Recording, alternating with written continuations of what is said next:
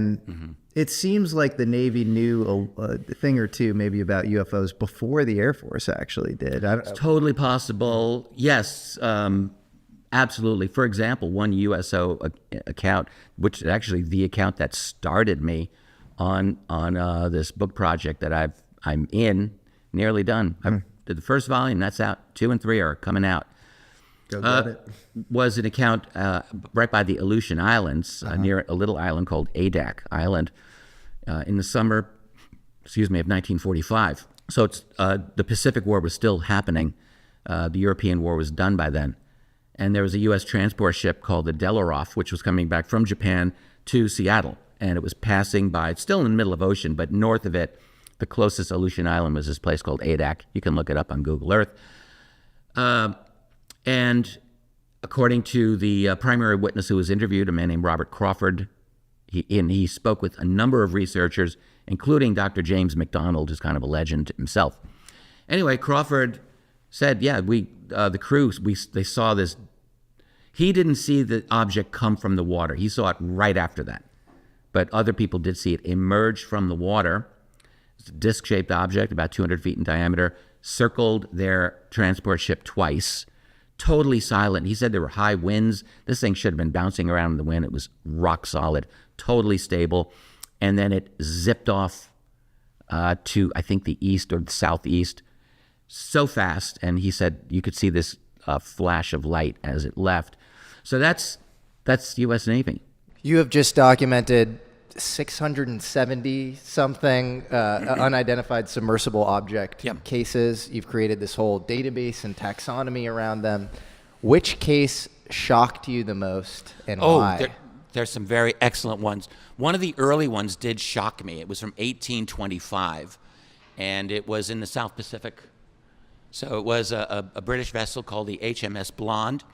There's a naturalist on board. I liken it to, in the movie Master and Commander, there was that great buddy of Russell Crowe, the doctor.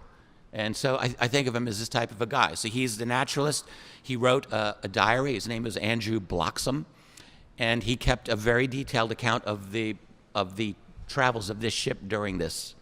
They actually went from Hawaii to the UK, back to Hawaii, and then down to the Cook Islands and on their way to South America.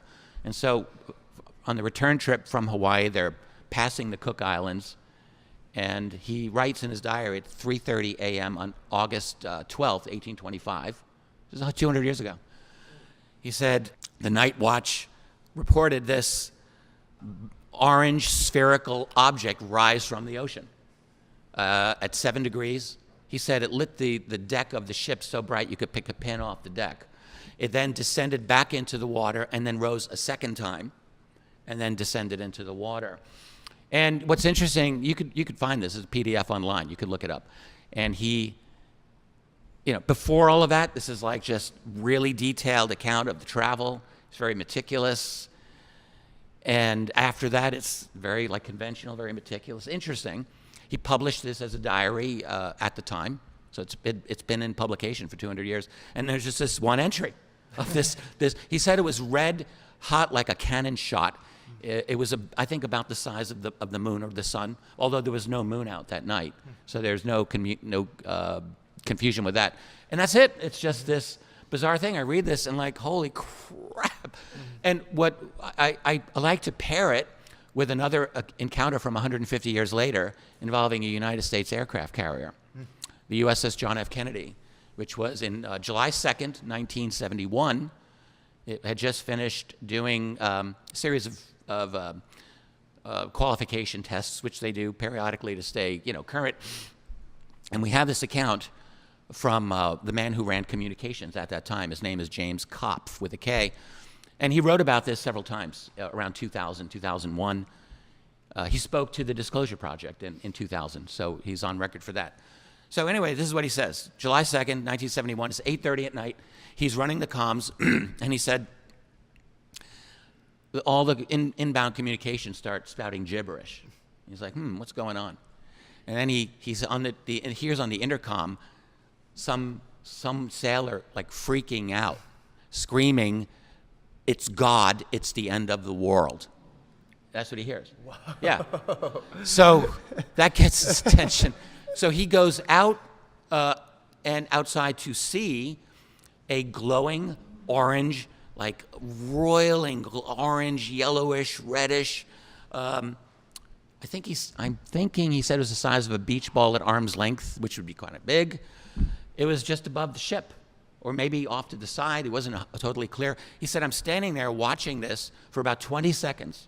A lot of other people. He said sailors were, one guy, he said he had to be sedated. This was a really intense moment. And then the ship goes to battle station, general quarters, battle station. So he had to go back to his comm. And he didn't see it after that, but for the next 20 minutes, the ship was on on general quarters. And he stated that the weapon systems went offline. He learned later. And trying to think what else. That was essentially it. So no communications, no weapons. And then that ended. And he doesn't know how this departed because he didn't get to see it. But that's his story. And then he actually said by the time we got into port a few days later, the only discussion about this at all was from the ship's captain. He got on the ship's intercom and said, well, as you all know, certain things happen aboard a U.S. naval vessel that have to remain on the vessel and not to be discussed anywhere else. I hope I made myself clear, something like that. And that was it. That was it. So, but what was interesting, made me think of it, is that this was, it sounded like it could have been the exact same type of thing that Andrew Bloxham back in 1825 was describing, this spherical object. And I guess I'll just say, we hear a lot of people talking these days about orbs and spheres. And I have to say and noticed a large number of USO encounters do involve these kinds of orb-like spherical objects, which frequently, and certainly I think in the case of the JFK, engage in some kind of electromagnetic interference. And there's a lot of that. A lot of that goes on. I guess I'll just add, when I finished doing all of these cases and hunting them down in all of these disparate sources and just generally wanting to breathe life into them, most of these were completely forgotten cases. But had a lot of long conversations with my wife, Tracy, about this, and she said, you should really pull out some relevant categories for each of these cases. And I did that. I pulled out each case like 15 different categories, like special effects from there. Was it at daytime or at nighttime? What was the shape of the object and all of this? And what I noticed after looking at all of the statistics, and I put a very amateurish spreadsheet together, but large, but amateurish spreadsheet, but it helped me to see patterns. And I noticed about 10% of all the cases involved EM interference, about 1 out of 10. It's quite a lot. But that percentage is doubled when I looked at the military cases. So there was a 2x likelihood that a military encounter would have electromagnetic interference. I'll just add one other thing about that. In the few cases where people reported missing time with a USO encounter, and there are such, or sightings of a being in connection to a USO, and there's a few of those instances are 4 times as likely to report electromagnetic interference. And when I looked at these numbers, maybe my data sample's small, I don't know, but it's as large as whatever it is. But it makes me think that these EM encounters, they're not accidental. They're kind of a tool, maybe a weapon. Like it's not a random thing. So I'm getting a little off track here, but it was fascinating going into all of these, looking at these trends and these relationships that exist within these sightings. There's an intelligence, and those guys, they know what they're doing. They know exactly what they're doing. Do we have a USO crash retrieval program? The thing that comes to mind for me is I think Howard Hughes had it was like a front company for the CIA. It was called Global Marine Corporation, and out of that came the Glomar Explorer. That's right. And we know that we've retrieved exotic technology from the ocean floor. So have we possibly retrieved USOs? I think yes. I believe that's probably a yes. The Glomar Explorer, this huge corporation, they actually recovered a sunken Soviet submarine in the 1970s. And it was an incredible feat because they went down something like 3 miles down to the Pacific floor. They got it. It broke.